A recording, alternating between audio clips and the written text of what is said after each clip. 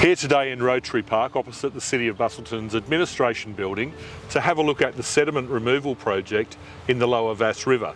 And I'm joined by Mathilde Breton, who is a Sustainability and Environmental Planning Officer in the City of Busselton. Mathilde, this project has been a long time in the planning.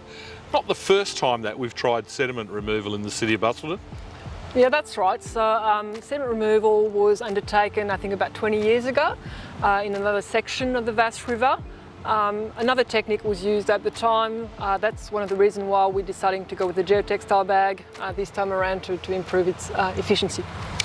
And in the interim, between the two exercises, we've done a lot of work in intercepting those nutrients before they get into the Lower Vasse River through things like rain gardens, through looking at dairy effluent and other projects, so that when we do this sediment removal, it will have a greater impact on the water quality. Yeah? That's correct, yeah, definitely. So obviously we can't look at removing sediment in isolation. It's very important because one of the main reasons we have water quality issues in the river is because of the amount of nutrients that we have in the river, and there's different sources. So nutrients come from different activities.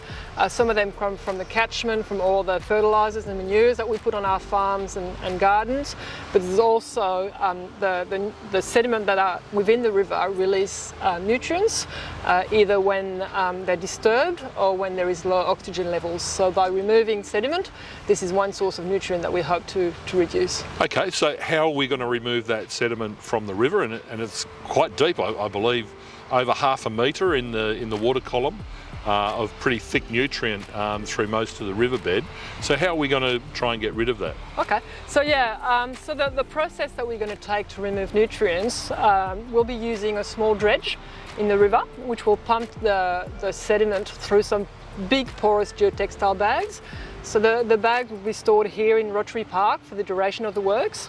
They'll be installed on a bonded sand pad covered in black plastic. So the bags will retain the fine sediment while the water will be returned to the river. So we'll leave the bags to dewater for up to 6 to 8 weeks. And after that time, the sediment will be treated for acid sulfate soils if required, and then take it off-site for reuse. Okay. So Rotary Park itself, will people still be able to access it during that period, or are there concerns around safety? Obviously, for safety reasons, Rotary Park will be closed for the duration of the works. We're talking about 3 to 4 months.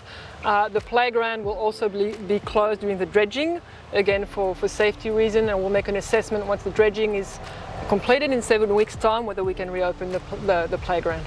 Okay. And so with the measures that we've put in place and the sediment removal in this stage, what are the next steps after we do this I guess the project this year? Yep, okay. So we're already working on continuing with sediment removal. So this is only stage 1 of sediment removal. So we're looking at between the Causeway Road Bridge and the Butter Factory Museum, which is a 400-metre section. We're working towards removing sediment all the way to the bypass, the Busselton bypass. So that's sediment removal alone. But as I mentioned before, just removing sediment will not be sufficient to stop algal blooms in the river. And we'll need to look at other complementary measures to reduce nutrients and treat the algal bloom in the river. So these are important first steps and on the back of a lot of work that's been done over a lot of years, but finally getting to that stage where people will be able to see things that are being done in the river.